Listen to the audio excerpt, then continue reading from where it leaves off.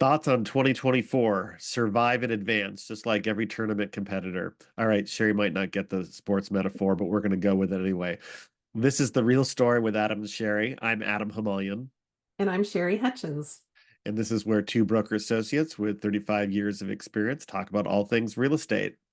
All right, we are excited. Welcome to our last edition of season one of the Real Story, where we're going to recap the 2024 season. It's still stuck in the metaphor of the sports. Sorry about that.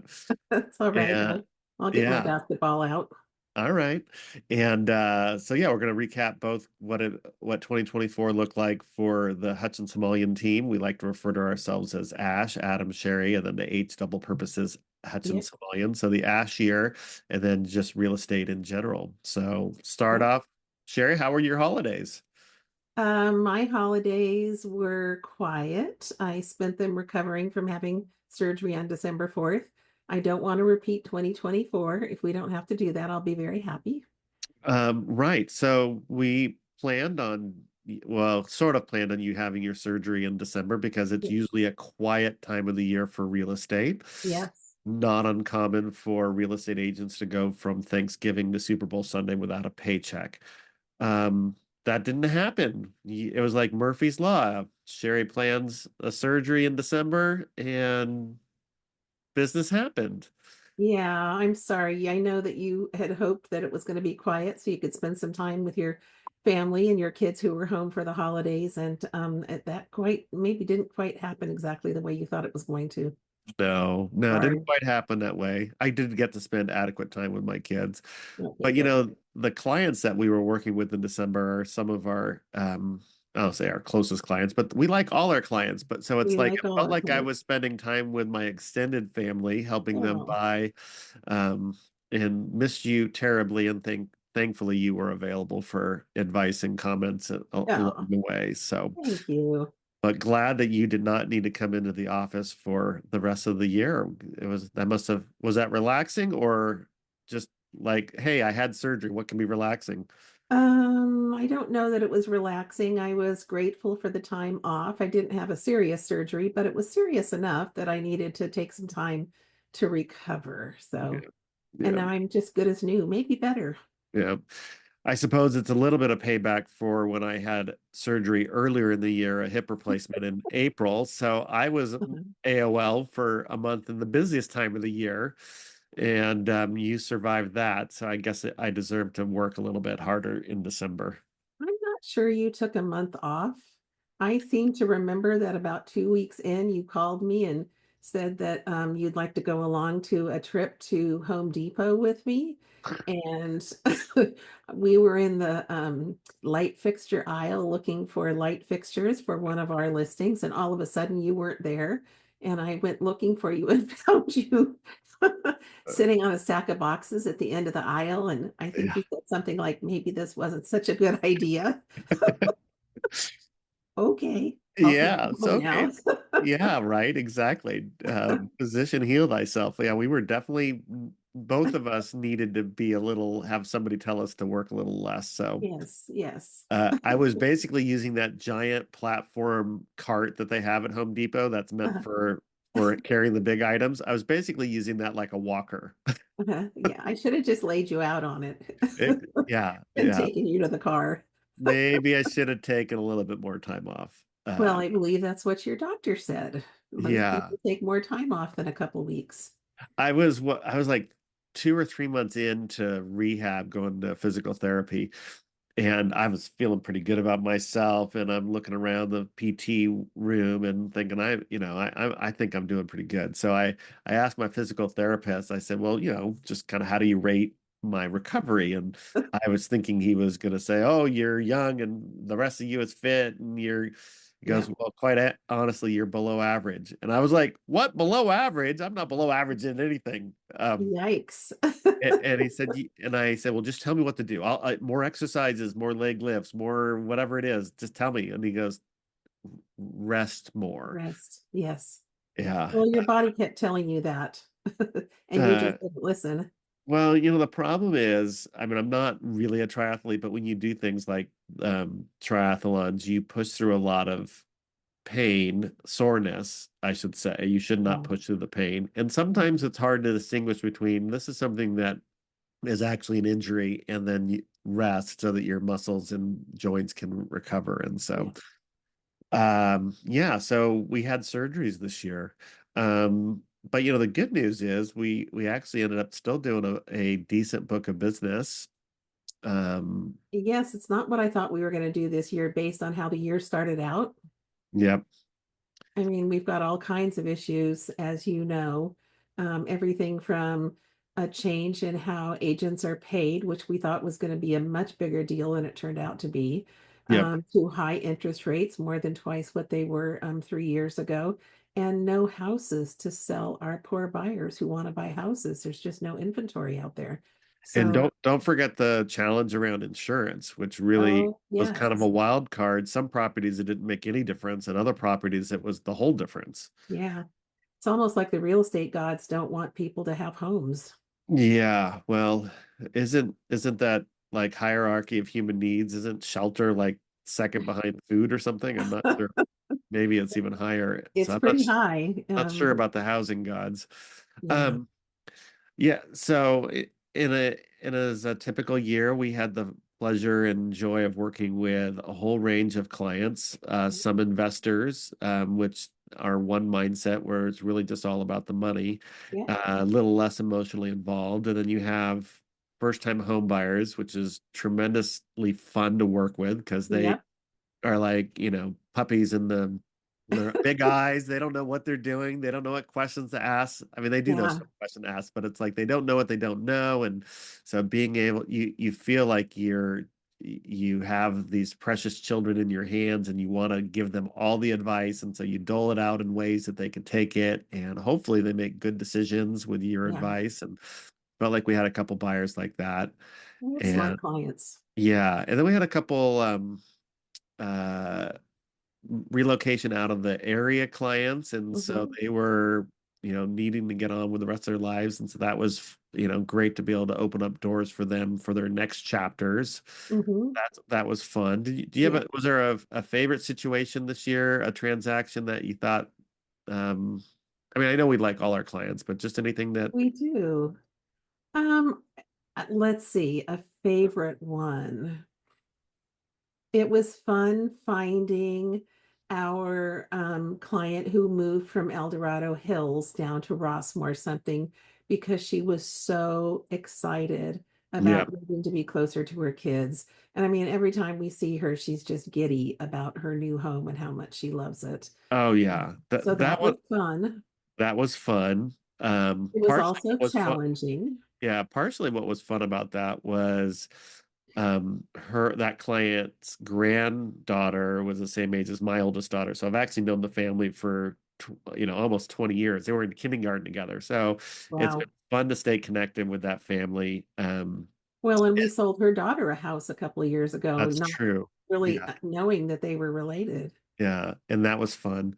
Yeah, I'm gonna say something which feels like it's out of pocket and off the table, but it was really interesting from a non-client perspective, the transaction that we closed this last fall that involved lawsuits on the seller side. So we represented the buyer, Oh, yes. and we probably should not tell too many of the stories, kind of just out of privacy or respect for everybody involved. Hmm. But it was we learned a lot about title insurance in a Yep. very unique situation. Yep. One of the things which it doesn't reflect on anybody in particular was a non-reconveyed loan from like 40 years ago, Yep. and trying to track down the deed of trust, and did it get clear? Did it actually get paid The off? reconveyance deed. And, Yep. well, and then the reconveyance, but also did it actually get paid off? Like, was it supposed to be reconveyed? Like, there was just Yep. lots of really interesting things Yep. about that, and One curveball after another on that one. and as a some of it happened after we were in contract. We were representing the buyer, and one of the things that was interesting, there was a court action that we weren't named as defendants in any way, but just as an interested party into a legal document, which I was not thrilled about, but it was also like a little badge of honor. Like I was in a court filing on a And real here's estate my transaction. name. Yeah, that's me. And That I was th kind and of interesting, though, on a Friday afternoon at what, 3 o'clock, all of a sudden some papers from the court get delivered for a transaction that we think is going along perfectly well and yeah, scheduled to close, and all of a sudden everything comes to a screeching halt on yeah, Friday afternoon. yeah. Well, that's one of the things I love about real estate in general is that no matter how long you've been in the business, there's always some new wrinkle that you've never seen before. Yep, There's always opportunities for learning. yep. Uh, and so that yeah, that transaction. So not necessarily that I liked those issues. It was just the learning opportunity that I liked. I've seen a lot of things in 23 or 24 years in the business. I have never seen that. Yeah. Although I always say that families get very interesting when money is involved, and that Yeah. was certainly the case here with two adult daughters suing their biological father in court. Yeah. Yeah. Not Yeah. our clients, not our clients. Those were the sellers, but like, wow, that was a first for me. Yeah. Yeah, family dynamics. When they are healthy and good, it can be really great, and if Yep, not, it yep. can be really painful. All right, what else from the 2024 year that was interesting? It was, I think the insurance issues at Rossmore were kind of mhm, fascinating to watch those develop. So yep. those of you There's not insurance issues everywhere, but really insurance and loan issues in Rossmore. Yeah. So for those of you unfamiliar, Rossmore is a 55 plus community in our area that has like 6,000 residences, and about 10,000 people live there. And they have an overall HOA, and this has been affecting HOAs on all sizes. But in this particular case, the insurance premiums in California for everybody has gone out of control, and HOAs have been trying to manage this balance between getting insurance and then raising rates on their residents. And so you Mhm. might imagine in a 55 plus community, um, there's a certain amount of fixed incomes and they're trying to limit how much they raise. So they had to raise the HOA dues quite a bit, but they chose not to do 100% insurance on replacing all of those residents. And so it's Yeah, unlikely that there would be a catastrophic event that every single unit would burn down. yeah. Um, There's like Possible, but 7,000 homes. yeah, but Mhm. unlikely. So, but then lenders said, well, if you're not going to replace everything, I don't want to lend there because what if the one thing you don't replace, again, that's not probably how it would happen, but what if the Yeah, one thing you're not going to replace is the thing I've got a loan on? yeah, And it's more complicated than that. There's some yeah. other side issues. And so lending stopped in Rossmore, and then it gradually Yep, came back for the condos. yep, But the last was the co-ops, which is a different type of ownership, similar to condo but different. yep, And so we went like 9, 10 months without lenders on the co-ops, and yep. that was a challenge.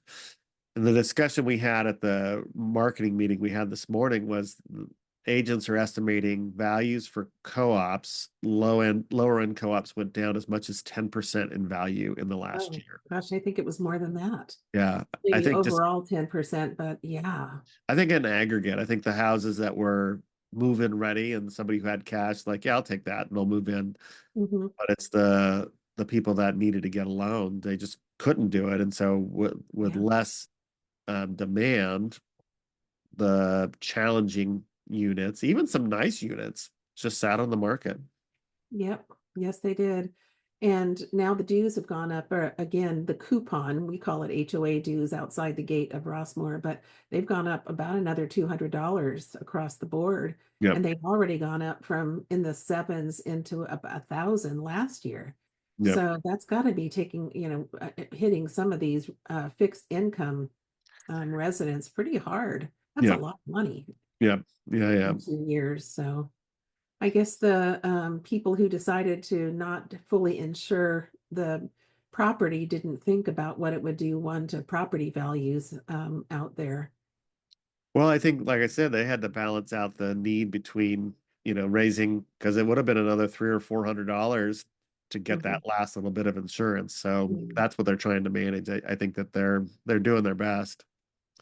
All Ironically, Rossmore has a naturally built or a naturally occurring, not naturally occurring, they have a built-in fire barrier in the middle of the complex. I want to call it a complex. It's a huge piece of Yeah. property, and that's the golf course. And so, Yeah, it's um, very interesting to see wildfires, how golf courses actually stop wildfires because there's not burnable material, and so they tend yeah. to peter out, which would be really helpful. All right. No, Anything else happened in 2024 that was interesting? Anything personal? Any quilting projects that you particularly loved?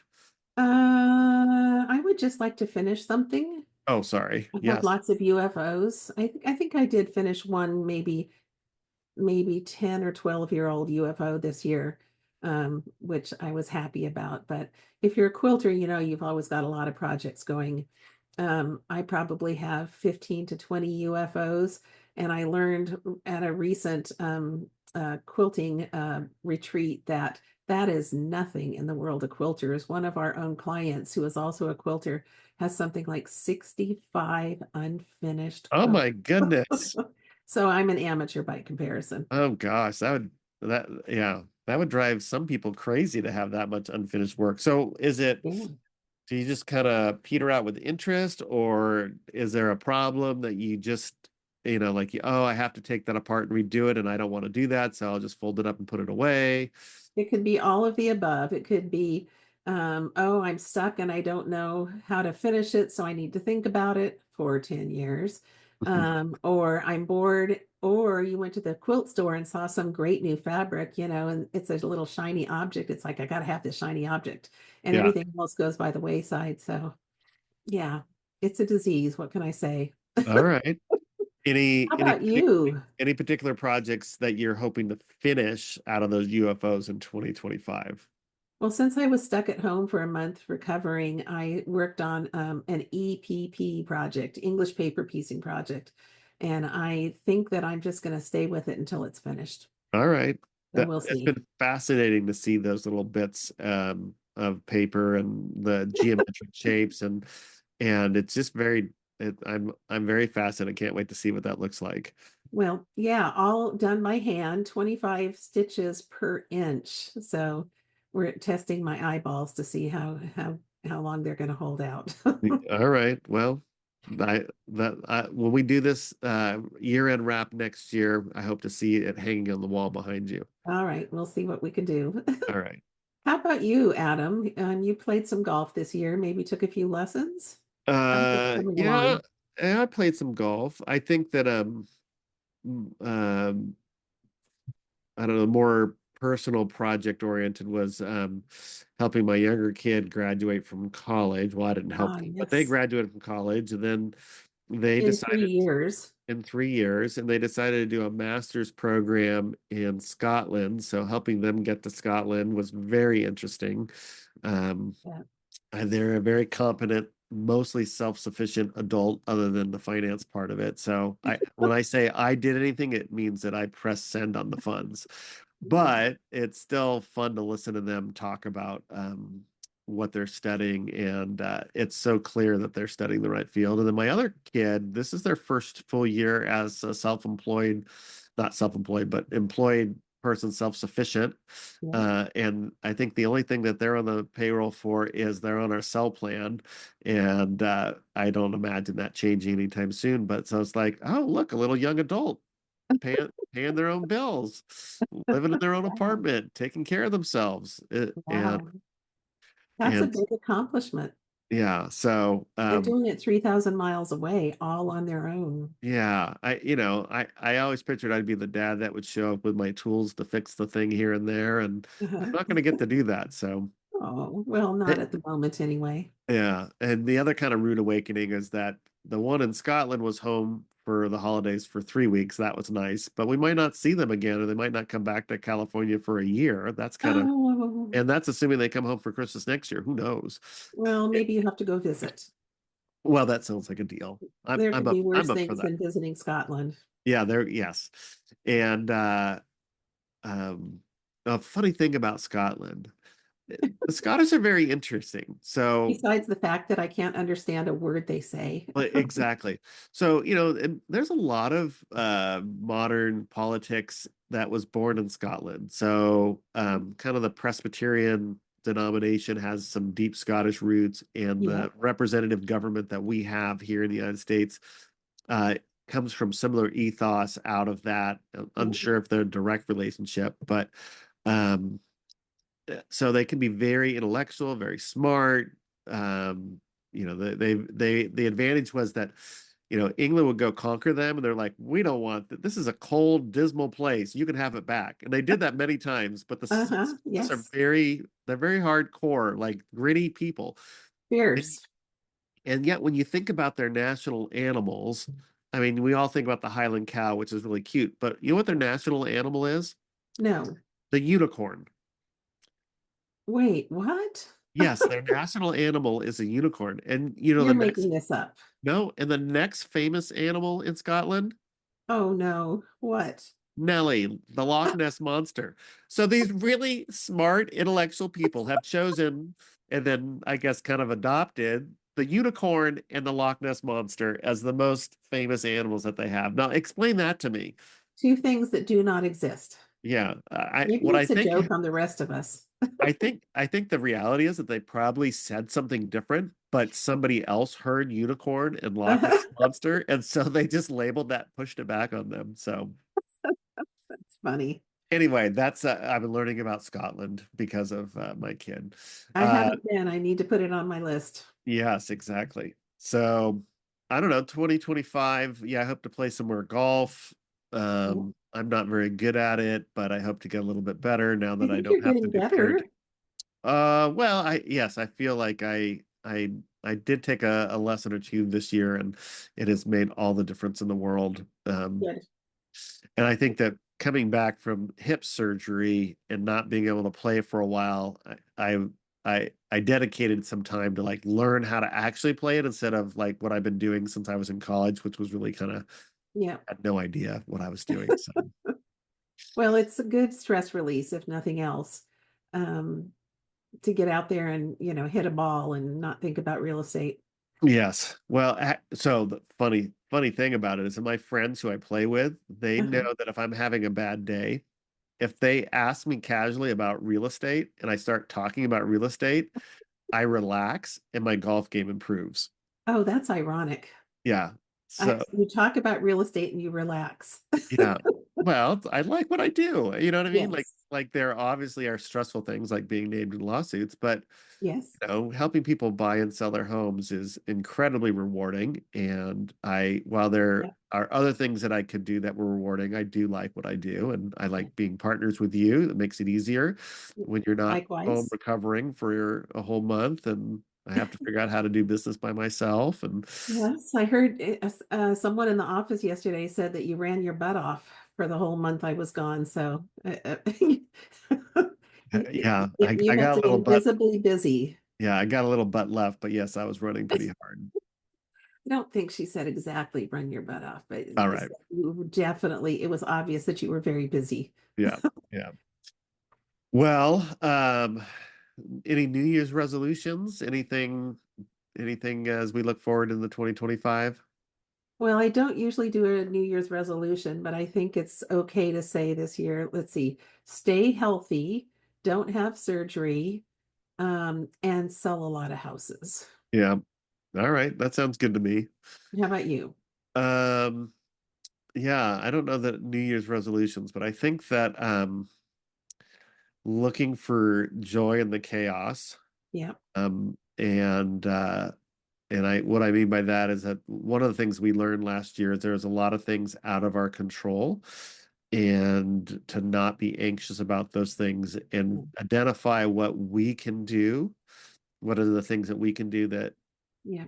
partially to be successful, but like what are the things that bring you joy? And that seems like such a cliche, but No. not fretting about the things that you can't control, Hmm. focusing on what you can do and what you can, and then celebrate after you've taken care of it. So, Celebrate is key. yep, You work hard.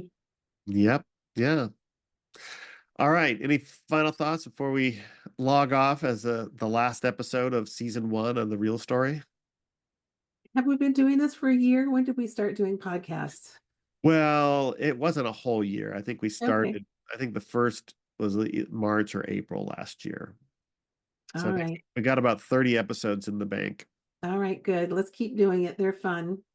All right, sounds good. All right, everybody, if you stuck with us this long, both for 30 plus episodes of The Real Story or this particular episode, thank you. And we appreciate our clients who have all trusted us with their transactions this last year and in previous years. Absolutely. And if you have questions about anything real estate, feel free to reach out to Sherry and I. We'd be happy to chat with you. It is part of what brings us joy. And we look forward to seeing you in the new year in season 2 of The Real Story. Yep. Happy New Year, everybody. Happy New Year. Bye now. Bye bye.